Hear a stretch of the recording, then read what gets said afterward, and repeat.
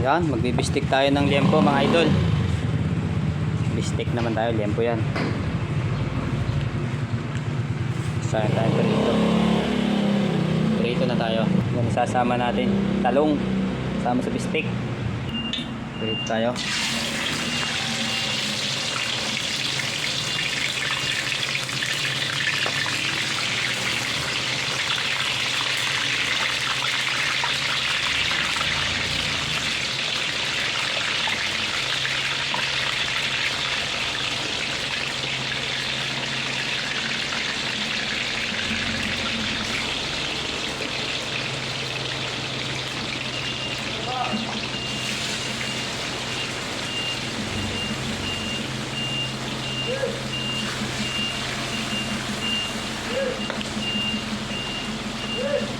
Taklo ba natin para hindi pumilantik? Prito din tayo ng talong dito sa kabila naman.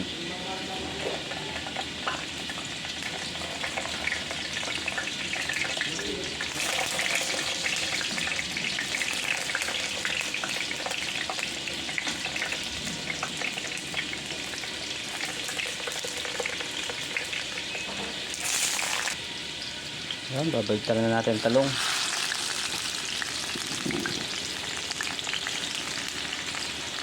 Titingnan natin. Pag tayo magbabaliktad niya para walang pilantik, papatayin muna natin ang apoy. Tapos saka natin titingnan.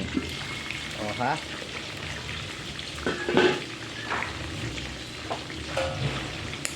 Saka natin babaliktadin para hindi pumilantik. Half-cook lang natin kasi siya para hindi siya kumupis.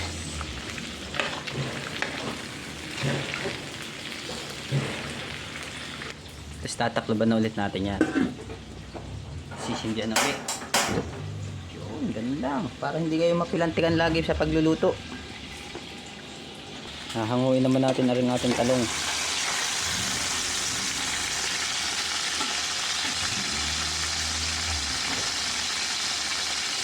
Sibuyas lang lalawak natin dyan. Hindi tayo magbabawang.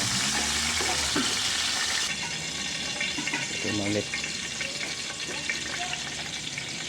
Dalawang salang. Kaya mga idol, papatayin muna ulit natin ang apoy at hahanguin natin. Half-cook lang tayo kasi. Half-cook. Parang kami natin, di nakupis. Napasunod pa nga yung iba eh. Sasalaan ulit natin yan.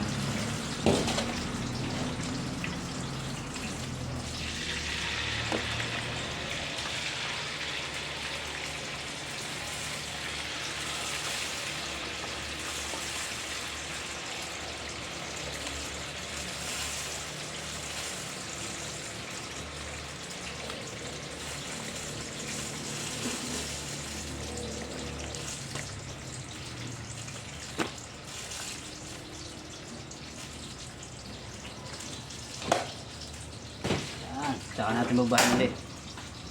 Tapos tatakloban. Iwas pilantik. Yan, gagawa tayo ng panlahok. Sauce ng bistik. Kalamansi yung lalagay natin mga idol. 27. Ipigay natin ng kalamansi, lalagay natin sa bistik. Hindi po suka ang gamit natin dito.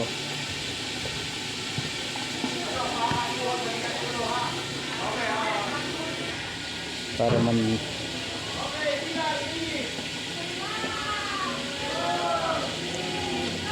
malat magdadagdag pa tayo.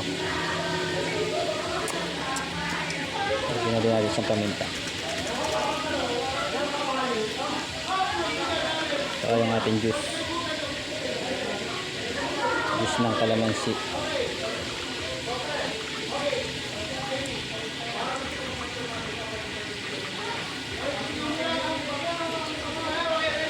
Ito yung pritos natin na karne. Tapos may isang salang pa po, huling salang. Tingnan po natin, papatayin lang po natin ito.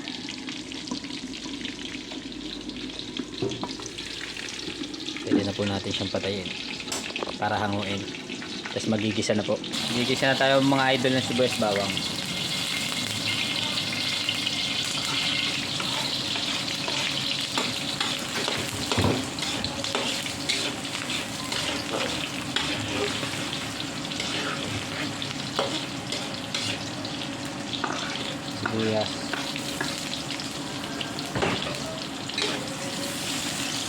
tinimpla na, tapos ilalagay na natin itong tinimpla natin ng kalamansi, tubig at toyo.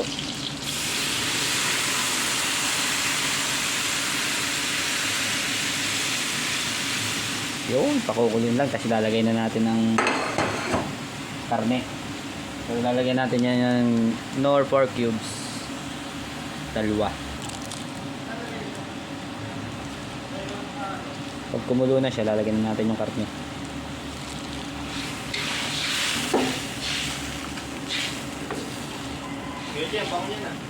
Maya maya magdala kayong lalagyan na. Yan, nakulo na, pwede natin ilagay yung karne.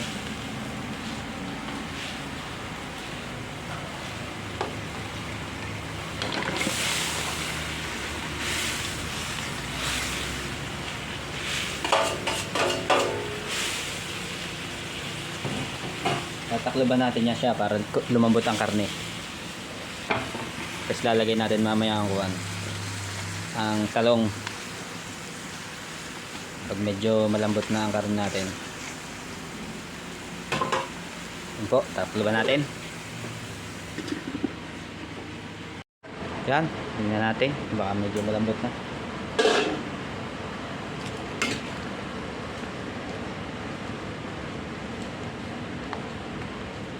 Lagyan natin ng isa pang paminta para sumarap-sarap pa ng konti.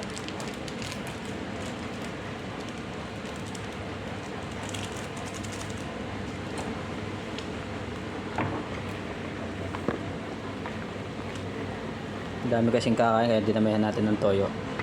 Paborito nila yan.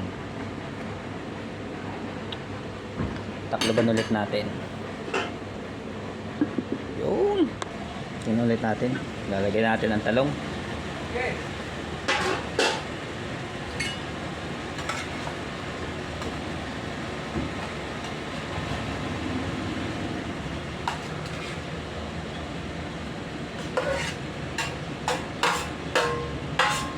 Tatakloban ulit natin yan para lumasa ang talong dito.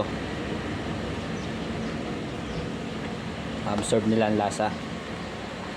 Yung iluto natin ng isa pa. Tapos hahanguin na natin yan. Ang kulo na lang.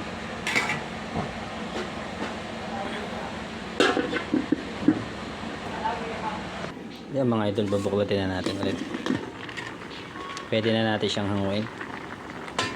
Request lang kayo ng inyong gustong ipaluto, matutunan. Titirahin po natin yan. Thank you po, patayin na po natin.